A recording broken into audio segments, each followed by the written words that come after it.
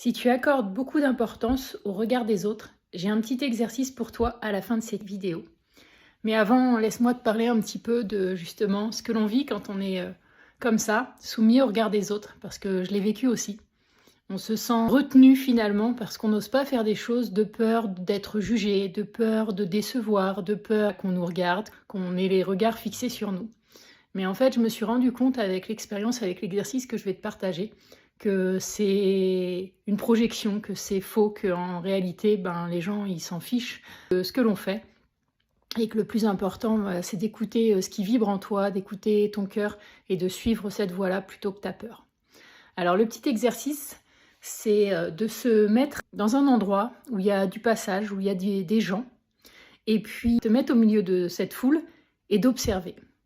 Tu constateras sûrement comme moi que finalement les gens vont et viennent et font pas cas de ta présence, font pas cas de ce que tu fais. Ils vivent leur vie et s'occupent pas de toi.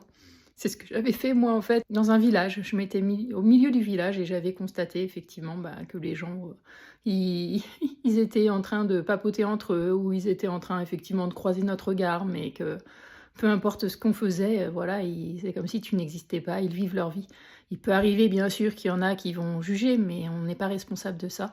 Et surtout, il ne faut pas que ça t'empêche toi de faire ce qui te plaît à toi.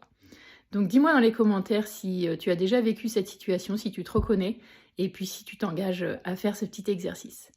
Et pour plus d'astuces et d'inspiration positive, abonne-toi parce qu'ensemble, tout ira mieux.